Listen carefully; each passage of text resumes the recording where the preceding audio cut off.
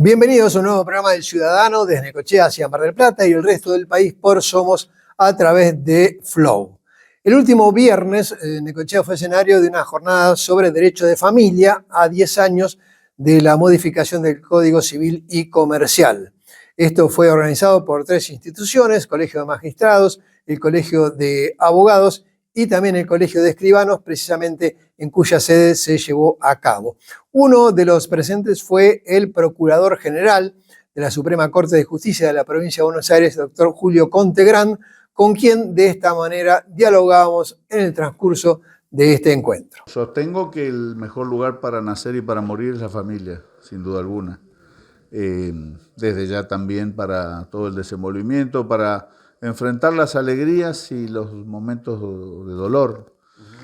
Tener un ámbito familiar que a uno lo cobije, lo contenga y lo acompañe es sin duda algo invalorable.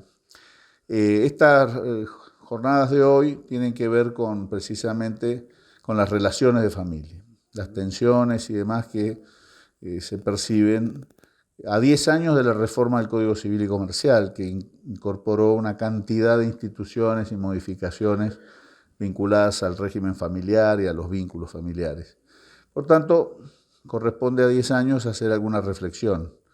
Y nosotros, yo lo que intenté en la exposición es transmitir las actividades que viene realizando nuestro Ministerio Público en materia de familia, en materia de la protección de la familia, fortaleciendo la custodia de los niños, niñas y adolescentes, en tanto integrantes de un grupo de situaciones de vulnerabilidad, y a los mayores adultos, claro, que también forman parte de la familia. Usted habló de un número que por ahí es medio preocupante, que habla, ¿no?, de la cantidad de delitos vinculados con adolescentes y niños, ¿no?, en este marco que precisamente es complicado y complejo ante esta idea que hay de bajar la imputabilidad, ¿no?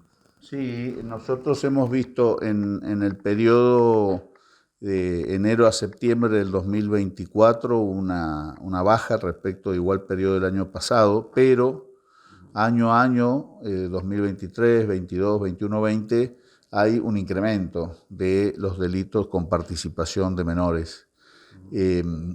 Por supuesto, en ese contexto es donde se generan los debates relativos a la posibilidad de reducir la edad de la imputabilidad de los menores.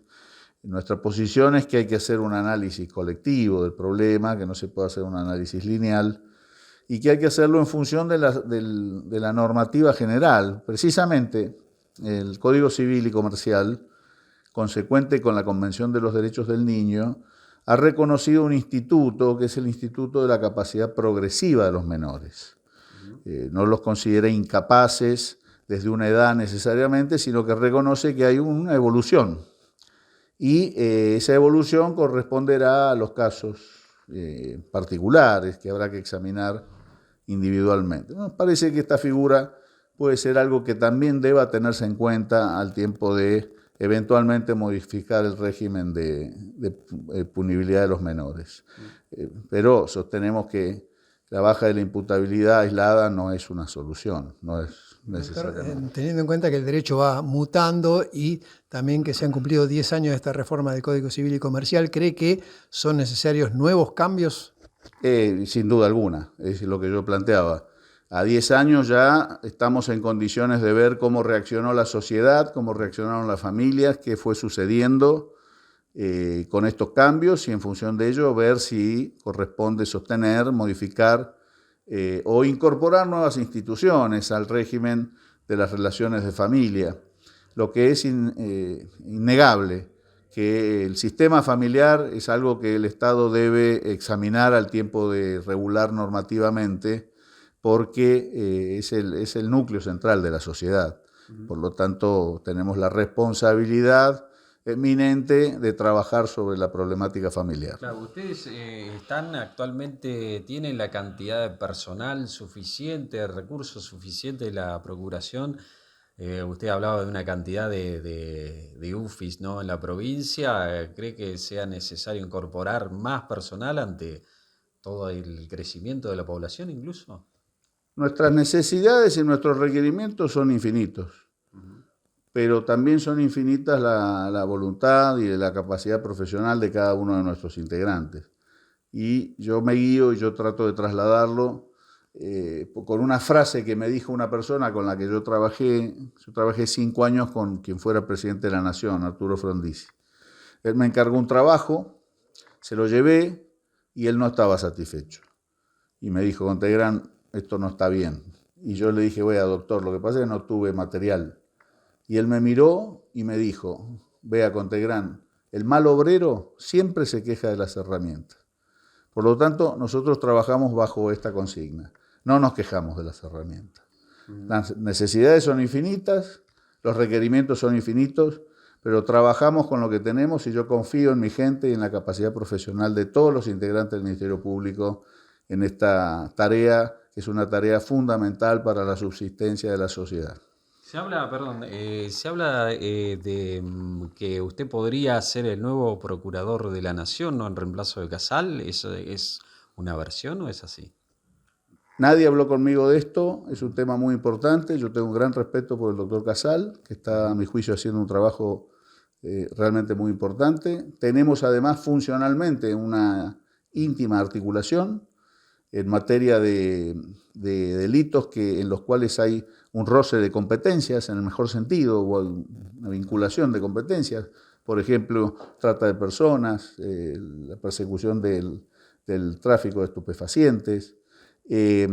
Realizamos y tenemos nosotros ya implementadas una cantidad de equipos conjuntos de investigación, se llaman así, ESIS, equipos conjuntos de investigación, en los que participan fiscales federales, fiscales de nuestra provincia, funcionarios del Ministerio Público, fiscal de la Nación, de nuestro Ministerio Público, para poder coordinar las tareas, que esto está llevándose adelante muy bien y debo en este sentido valorar la intervención del doctor Casal y del doctor Juan Olima, que es responsable de la Secretaría de Coordinación del Ministerio Público Nacional, con quienes tenemos un excelente trato. Por lo tanto, creo que es una cuestión que es ajena a mí poder decidir eso y debo sí confirmar que yo no he tenido ningún contacto oficial en relación a este tema. Doctor, más allá de lo estrictamente legal y jurídico, ¿cómo cree que es la relación de la sociedad hoy por hoy con la justicia? ¿Cómo ve a la misma el conjunto de los argentinos? Es injusta, valga la paradoja, es injusta. ¿Por qué?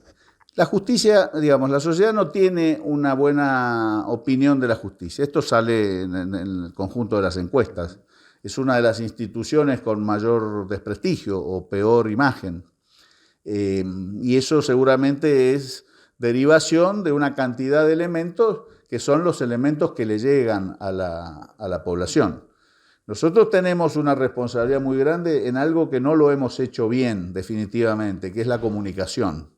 Por eso, entre otras cosas, les agradezco mucho este diálogo, porque está la posibilidad de transmitir lo que uno va haciendo. Hemos fallado en la comunicación. Esto, en relación al Ministerio Público, creo que se puede trasladar a colegas distintos de los ámbitos judiciales.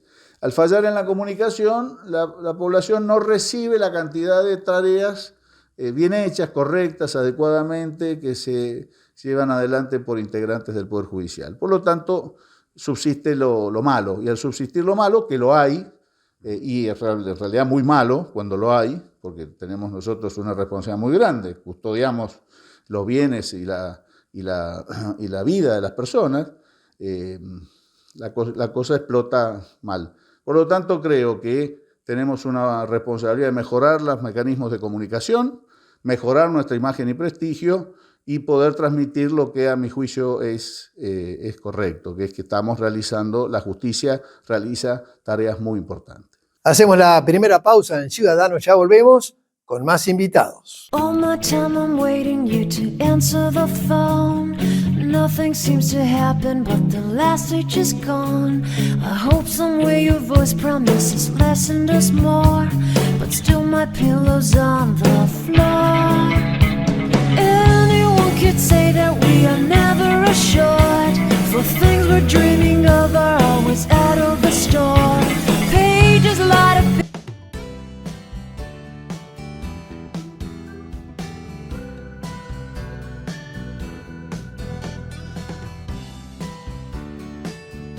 Containers Necochea. Hacemos realidad tu sueño. Prepárate para lo imposible con la potencia de la nueva Ford Ranger. Nuevo motor V6 diésel con 250 caballos de potencia.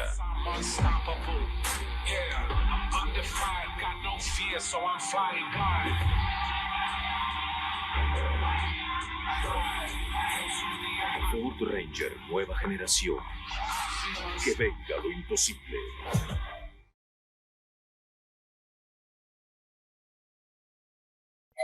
¿Quiere un buen consejo para su negocio? Asesórese con un profesional en ciencias económicas matriculado. Consulte unbuenconsejo.com.ar. Unbuenconsejo.com.ar. Es un mensaje del Consejo Profesional de Ciencias Económicas de la Provincia de Buenos Aires.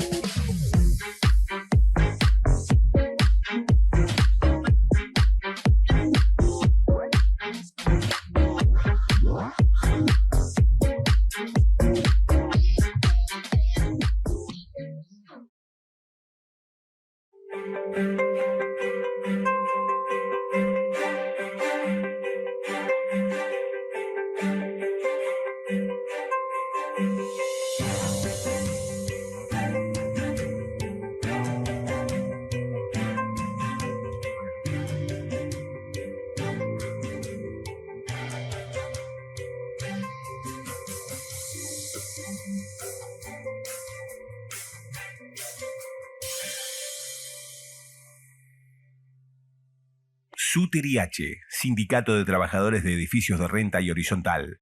Secretario General Rafael Diácono. Diagonal San Martín, 1471, teléfono 43 66 31.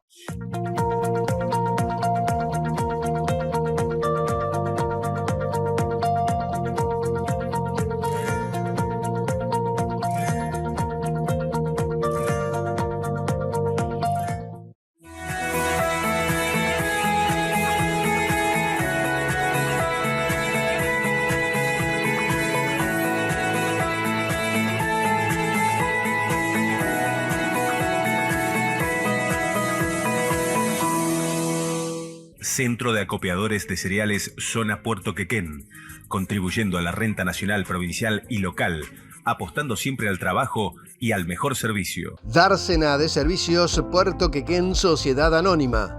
Agencia Marítima, servicios complementarios para el transporte marítimo, explotación de servicios de terminales como puertos y muelles. Dársena de Servicios Puerto Quequén Sociedad Anónima. Maximiliano Caloni es un periodista local que actualmente ejerce el cargo de secretario de redacción de Ecos Diarios. Nos habla acerca de su labor como profesional y posteriormente acerca de la realidad necochense. Maxi Caloni, actualmente sos secretario de redacción de Ecos Diarios, ¿verdad? ¿Qué tal, Hugo? Gracias por la invitación. Sí, No, así es. Pero esta no es la primera vez que trabajás en el diario local, ¿es una segunda u otra etapa? Es una segunda etapa, sí. Yo estuve en el diario entre el 2001 y el 2010.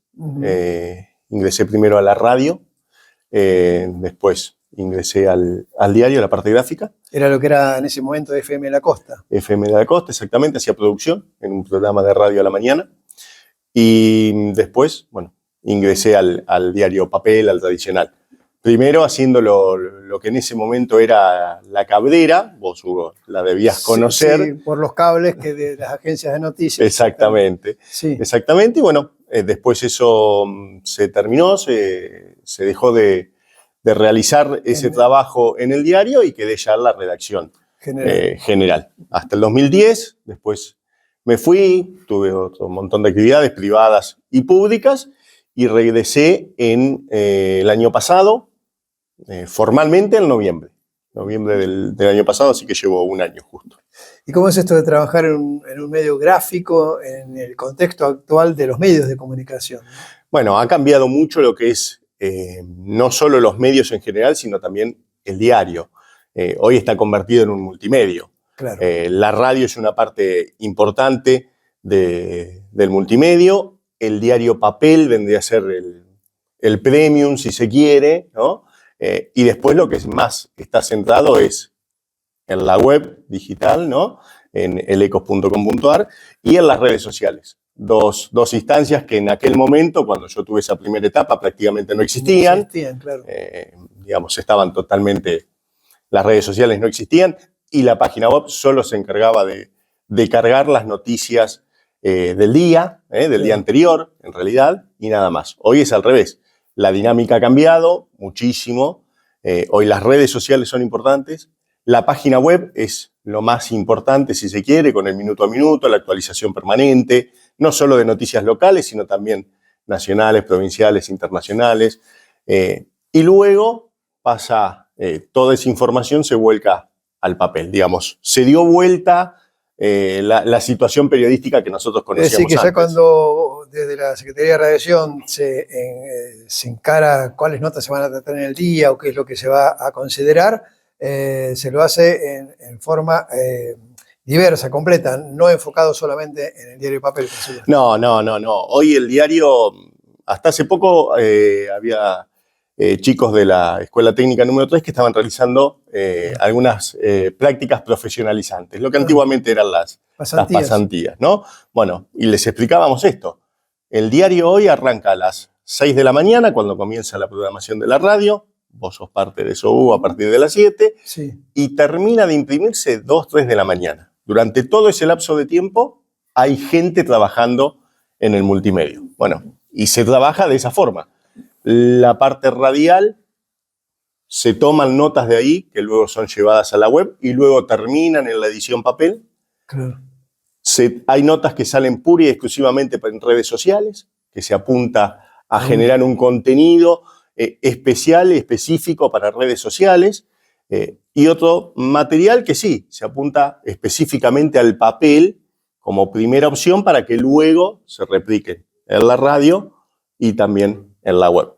Y la labor de cada uno de los periodistas que componen una redacción también ha cambiado su forma de trabajar. Sí, muchísimo, muchísimo. No tiene nada que ver con aquella época y etapa que te mencionaba al comienzo.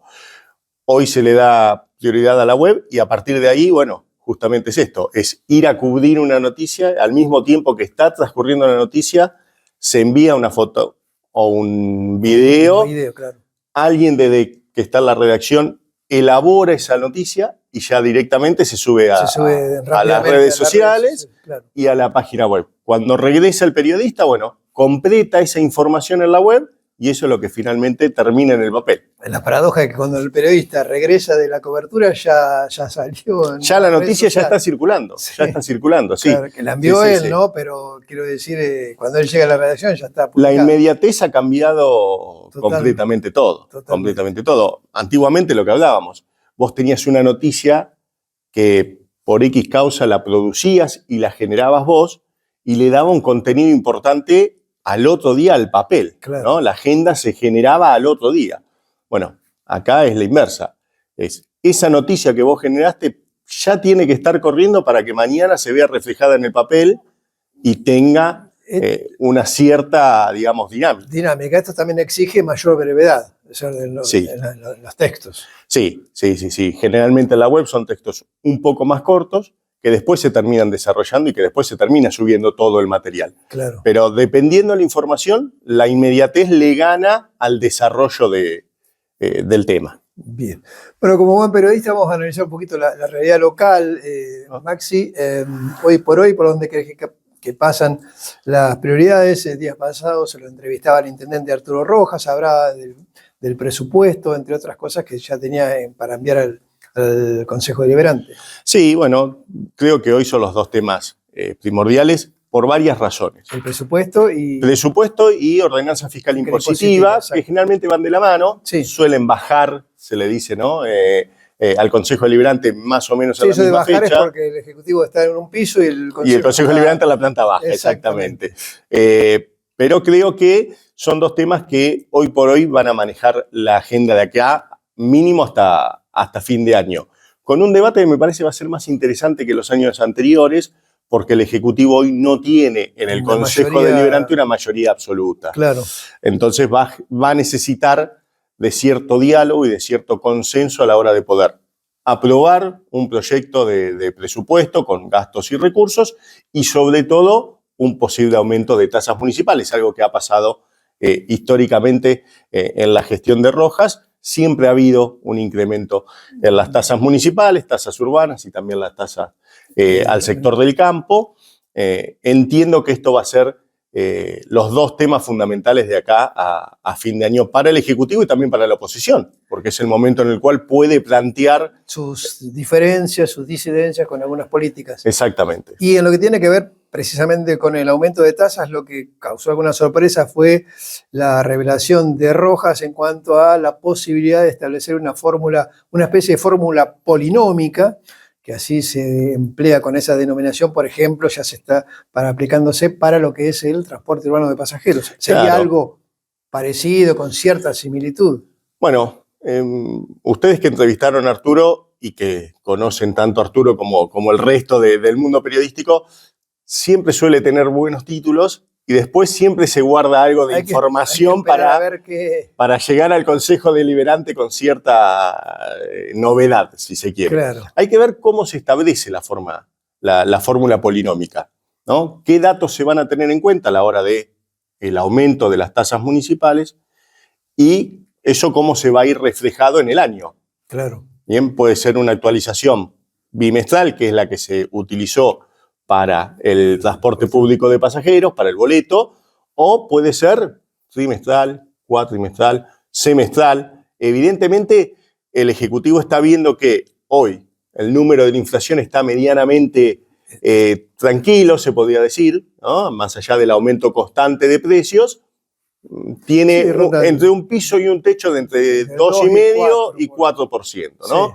Bueno, ver si eso es lo que se va a ver reflejado en las tasas municipales o si eso hay que otorgarle algún otro elemento que conlleve después a una suba. Claro. Bien, en el boleto se establecía no solo el índice de inflación, sino también otros elementos que tienen que ver con el transporte. Con el sector, claro. Exactamente. Valor de combustible, cubiertas. El mantenimiento de los colectivos, salarios. los salarios de los trabajadores. Bueno, hay que ver acá qué es lo que toma el Ejecutivo, si finalmente elige Si eso se elige y esa se posibilidad. aprueba posteriormente, ¿no? Exactamente, hay que ver. Esto creo que evitaría cierto debate político, que eso es lo que ocurrió con respecto al transporte, ¿no? Que cada vez que se planteaba por parte de las empresas del sector el pedido de un incremento tarifario, a veces se demoraba más de lo debido, ¿no?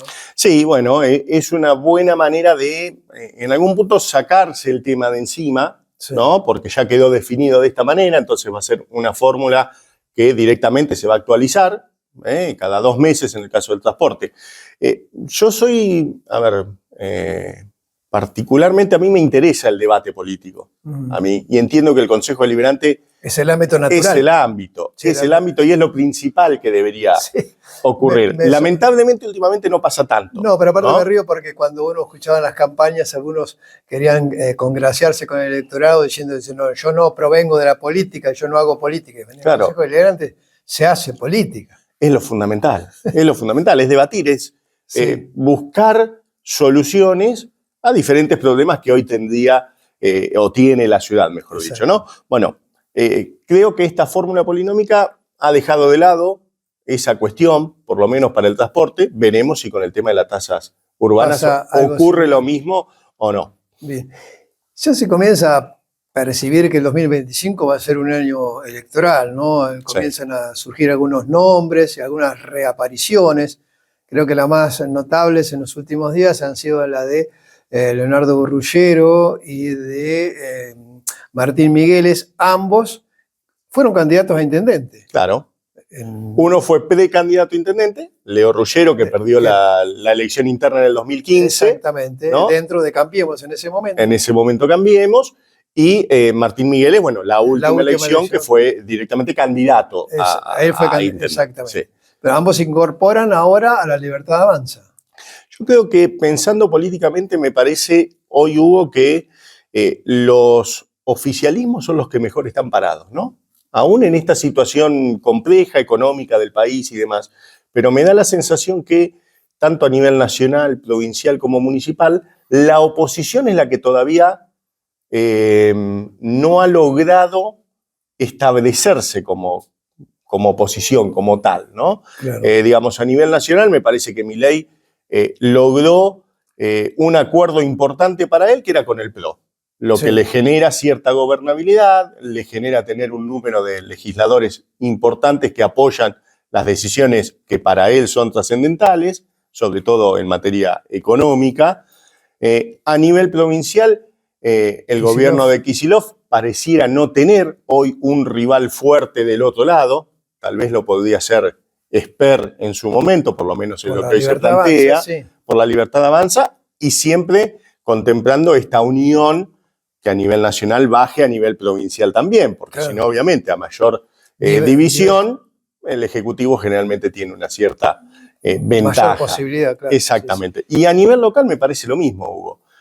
Hoy la Libertad Avanza, como decías vos, aparentemente está tomando esta decisión nacional también en nuestra ciudad, de juntar y reunir a algunos dirigentes del PRO junto con los 2 concejales que hoy tiene la Libertad Avanza, y el resto parece aún un poco desarmado, ¿no? El radicalismo ha quedado a un costado, Unión por la Patria también con sus diferencias internas grandes entre el PJ, el Frente Renovador y algunas agrupaciones que también hoy circulan de manera autónoma. Entonces me da la sensación que los ejecutivos hoy, en la foto de hoy, tienen una chance más con respecto a la elección. Por supuesto, falta y no falta, ¿no? En la política un año parece mucho y por momentos no lo es. Pero ya el dirigente político y los que integran las fuerzas políticas se empiezan a mover porque es algo lógico. A veces la gente se irrita y dice, bueno, no, pero falta tanto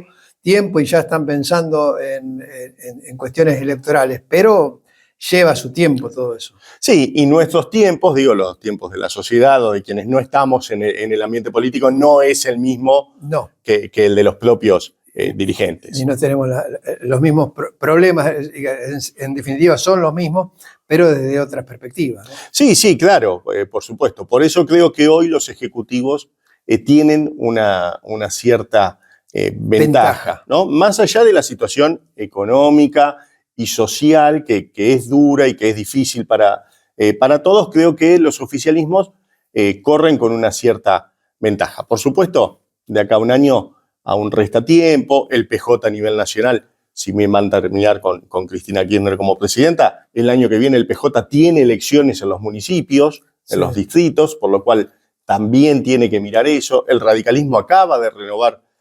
autoridades. Medio traumáticamente, ¿no? Porque también precisamente el radicalismo, si hay algo que se jacta, es de elegir democráticamente sus autoridades y siempre no hacerlo a través del dedo de algún dirigente, pero han tenido que incluso recurrir a la justicia, ¿no? Exactamente, a nivel provincial.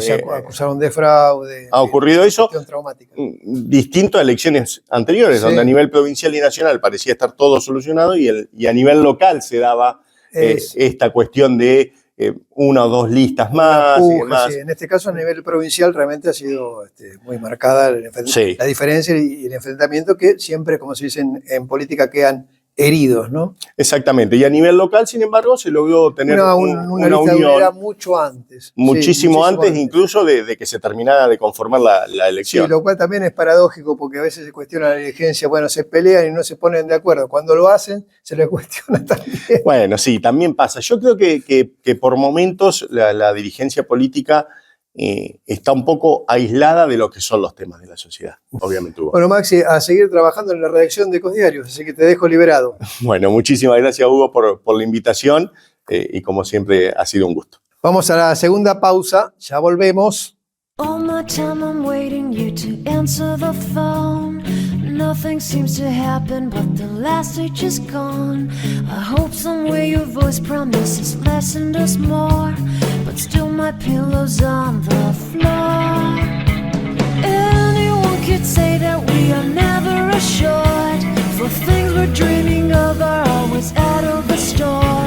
Pages light up. Dársena de Servicios Puerto Quequén Sociedad Anónima.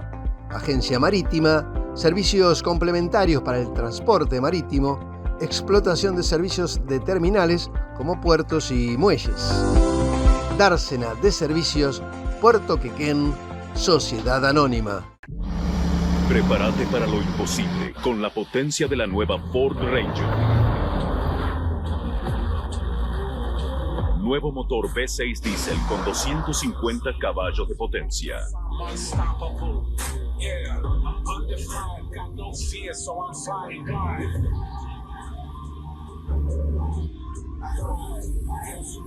Ford Ranger nueva generación.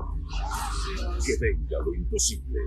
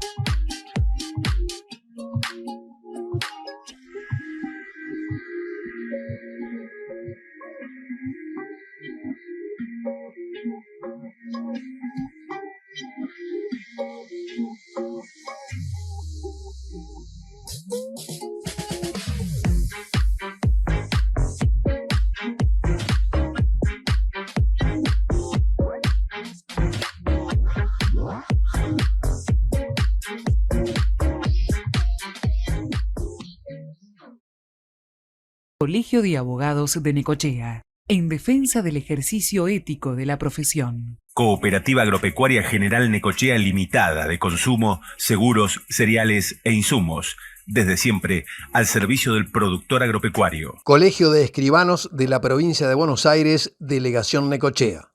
Trabajando permanentemente para la jerarquización del notariado profesional. Hay remedios que pueden ser peores que la enfermedad, los que se venden fuera de la farmacia. Proteja su salud y busque el remedio donde debe estar. El remedio está en la farmacia. Se lo recomienda el Colegio de Farmacéuticos de Necochea.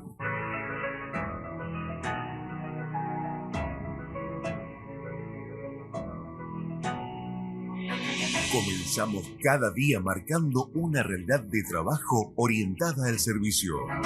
Respetamos en cada decisión los compromisos y respondemos a los intereses del sector. Nuestra premisa de gestión es ofrecer un servicio público, sostenible y de calidad. Somos líderes en transparencia y calidad en logística agroexportadora.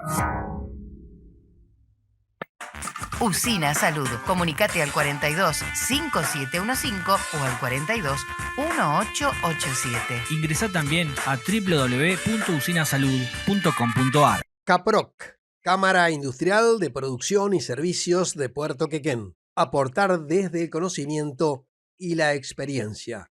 CAPROC. Contacto info@caproc.com.ar.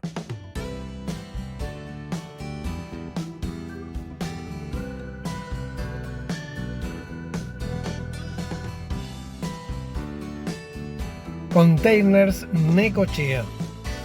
Hacemos realidad tu sueño. Asociación de Cooperativas Argentinas, la principal organización de productores del país. Semillas, fertilizantes, agroquímicos, asesoramiento gratuito sobre mercados y operaciones de futuro y opciones. Minimice los riesgos de las fluctuaciones de precios. Asegure un valor a su cosecha. El Sindicato de Trabajadores Aceiteros, que tiene sede en Quequén, fue escenario de un encuentro nacional de abogados laboralistas. Su impulsor fue el doctor Luis Raffagueli, que es un reconocido profesional del derecho laboral. Precisamente ejerció como abogado laboralista desde muy joven, comenzando precisamente en Quequén. Luego fue también concejal por el peronismo aquí en Necochea. Más tarde juez, también camarista, y actualmente ejerce la docencia. Él nos habla acerca del contenido de este encuentro que se realizó, como dije previamente, en Quequén. Doctor Raffagueli, este encuentro nacional de la abogacía laboral, ¿cómo surgió y por qué se realizó en Quequén particularmente? Bueno, hay dos motivos. El primero, ¿por qué surgió? Porque el inspirador del encuentro fui yo, por el hecho de que tengo un largo recorrido por diversas razones, por mi edad, por los años que hace que vengo luchando desde el año 75 en la abogacía laboral, primero como abogado, después como juez. Y la idea, lo que yo estuve viendo frente a los cambios que hay políticos, sociales, laborales, lo que yo veía que había que dejar de lado los diagnósticos y empezar a debatir líneas de acción contra los que, digamos, para poder rebatir la situación que produce, que nos lleva a un diagnóstico de crítica de la reforma laboral de este gobierno. Entonces la idea era no llorar, sino ponerse a trabajar, a debatir cuáles son los errores del movimiento obrero, del movimiento sindical, cuáles han sido los errores, que no son errores solo del movimiento obrero argentino, es decir, son situaciones en las cuales ya desde hace muchos años, diría que prácticamente desde el thatcherismo, el movimiento obrero mundial perdió la batalla frente al capital, en el sentido de que prácticamente aceptó la derrota y se reconfiguró el mundo de la empresa de una forma muy favorable al capital, y donde el sindicato fue perdiendo terreno día tras día, y bueno, hoy se está en una situación de gran retroceso. Eso en cuanto a por qué yo entendía que había, no era un encuentro multitudinario, sino un encuentro de debate, de reflexión, de escucharse, de escucharse y hablarse a la cara. ¿Y por qué en Quequén? Porque para mí personalmente también Quequén tiene mucha significación. Yo comencé la profesión, el ejercicio profesional en Quequén. Fui abogado durante muchos años del Sindicato de Obreros Aceiteros. Y entonces, en realidad cuando yo comencé la profesión era abogado del Sindicato de Obreros Navales, que es un sindicato de reparación de buques. Viene a ser el sindicato de los astilleros navales. No los embarcados, sino los astilleros navales. Y bueno, tengo una relación de mucha amistad con el Sindicato de Obreros Aceiteros. Mi hijo continúa en el compromiso diario, y un día conversando con Alfredo Giuliano, el secretario general del sindicato, me dijo, y Luis dice, y esto viene mal, ¿qué podemos hacer? Entonces le digo, mira, ustedes tienen que hacer algo que yo no puedo hacer, y yo puedo hacer algo que ustedes a lo mejor no pueden hacer y los puedo ayudar. Y ahí salió la idea de este encuentro. Él me dijo, tenés todo el apoyo, nosotros te conocemos a vos, te tenemos plena confianza, así que metele para adelante. Así que la primera cuestión es agradecerle a Alfredo y a toda la comisión directiva del Sindicato de Obreros Aceiteros por habernos cedido la casa, por la calidez, por la amistad con que nos recibieron a todo el mundo. Y por otro lado también, bueno, me parece que el perfil, la nueva gestión de Puerto Quequén, que yo la veo con una gestión, con un perfil distinto al de las anteriores, creo que está puesto en el diálogo social, en el diálogo, en la negociación colectiva, en cuidar la seguridad y la salud en el trabajo. Y cuando nosotros hablamos con Jimena López sobre este encuentro, a ella le gustó esta idea, y lo cual abre la posibilidad de quizás futuros eventos donde analicemos el trabajo portuario, los distintos aspectos del trabajo portuario, no solo los aspectos legales, de convenciones colectivas, sino también los aspectos, fundamentalmente lo que más me interesa a mí es la parte de seguridad y salud, ¿no? Así de hecho, ella estuvo presente. Ella estuvo presente y nos dio un apoyo interesante, y nosotros estamos muy agradecidos con ella porque se involucró, no es que fue un apoyo formal, claro. Un apoyo, sí, declaramos de interés el encuentro, no, ella nos apoyó. Y bueno, después un grupo de abogados locales, no el Colegio de Abogados, sino un grupo de abogados laboralistas, como 10 abogados y abogadas laboralistas de Necochea. Y lo importante a decir es que no se trató de un acuerdo, de un encuentro de política partidaria. Yo tuve mucho cuidado de que invitar a distintas expresiones, con distintas perspectivas políticas, inclusive sindicales, políticas y sindicales. Es decir, allí había gente que podía estar encuadrada en la CGT. De hecho, Hugo Moyano, hijo, es miembro del equipo jurídico de la CGT. Y por otro lado estaba Guillermo Giovannielli, que es abogado del sindicato de pilotos, donde él ha llevado adelante está llevando adelante una lucha jurídica muy grande por el tema, porque todos sabemos de Aerolínea Argentina, el momento de Aerolínea Argentina, y ellos abrevan en distintos espacios sindicales y políticos. Por otro lado, estuvo Gustavo Ciampa, es abogado del gremio bancario a nivel nacional y de la corriente federal del sindicalismo. También entre los visitantes estuvo Álvaro Ruiz. Álvaro Ruiz también iba hacia él. Álvaro Ruiz también es profesor, ahora por la edad es profesor consulto de la Universidad de Buenos Aires en las facultades sociales, y básicamente es abogado nacional titular de la UOM, de la Universidad Metalúrgica. Y Natalia... ser abogado de esas organizaciones sindicales requiere una cantidad de factores. Estuvo también Natalia Salvo, de la corriente 7 de julio. Exactamente. Sí. Natalia Salvo es una muchacha que es periodista. También, ella es columnista de un programa de radio en la Radio de las Madres, creo que está martes y jueves a la mañana. Se quejaron un poco ella y Jimena de que eran minoría, sí, ¿no? En cuanto al femenino, ¿no?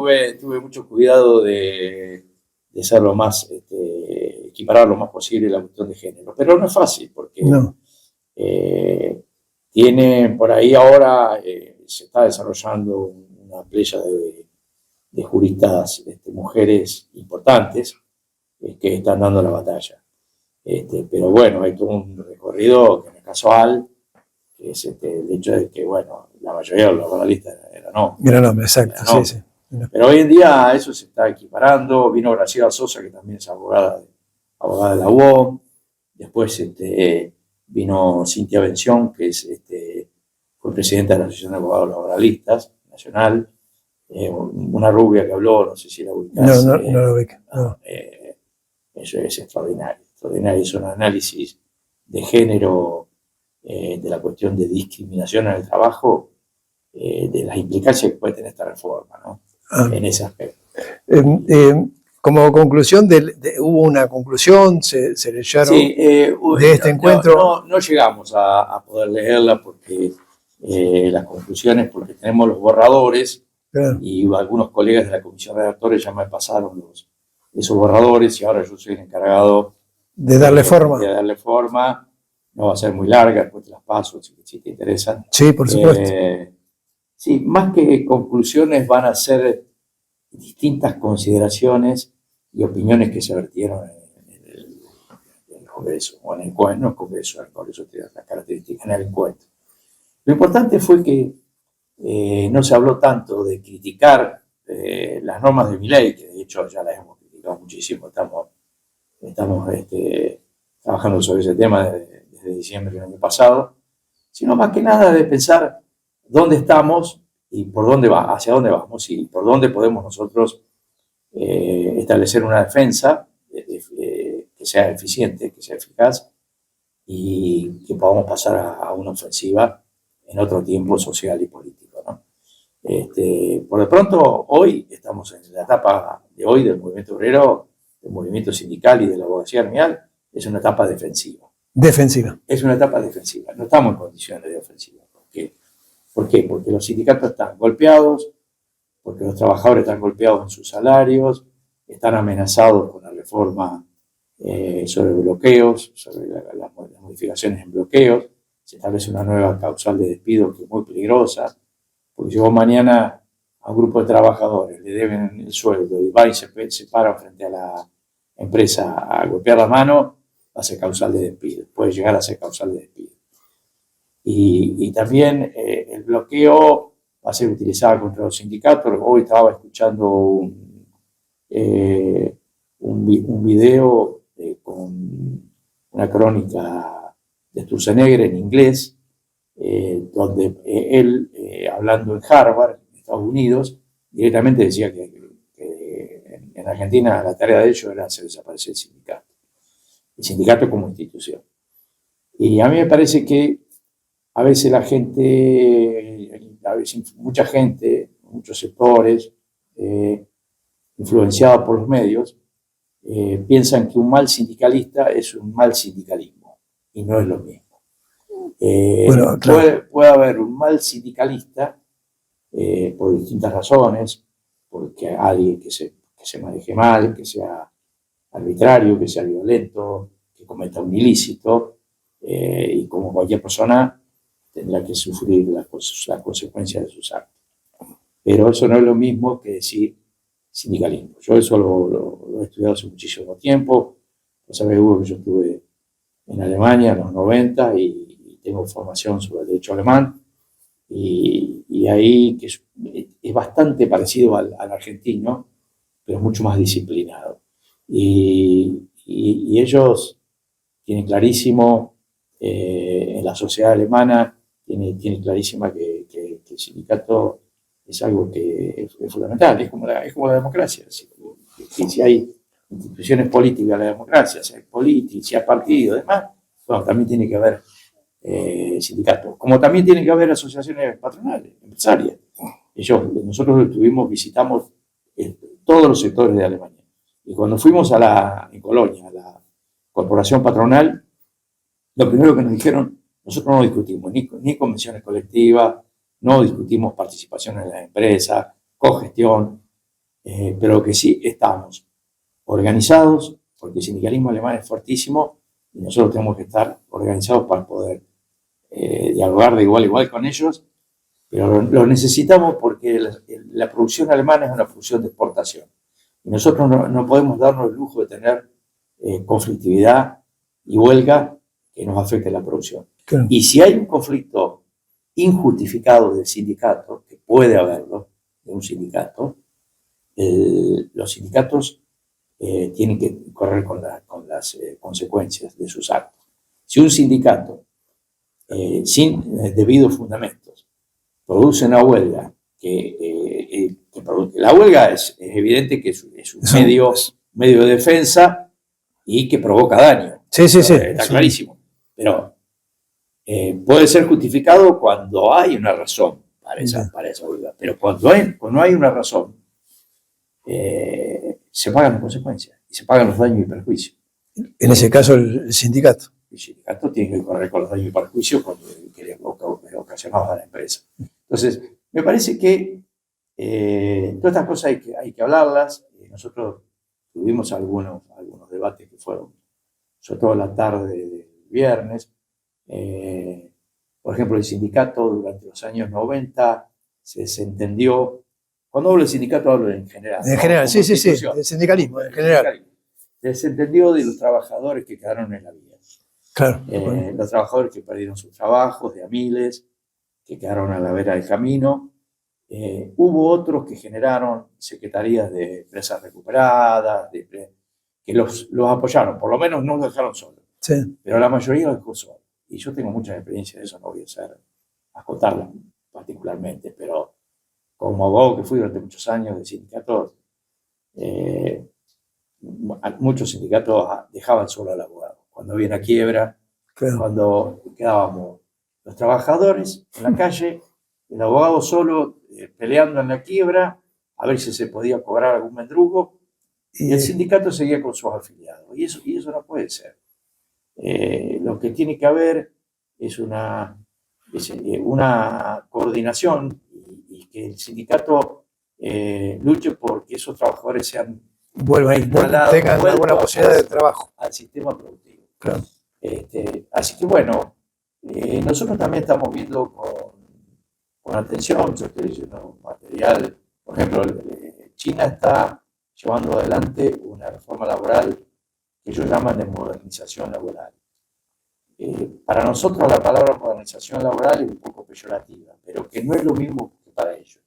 Ellos tienen millones de personas todavía en la miseria y en la pobreza. Sí, sobre todo en la zona rural. No en el hambre, claro. Pero están llevando adelante una reforma para incorporar todos esos millones de personas a la formalidad. Y esto es uno de los mandatos que da la OIT, o sea, de la informalidad hacer una transición a la formalidad laboral.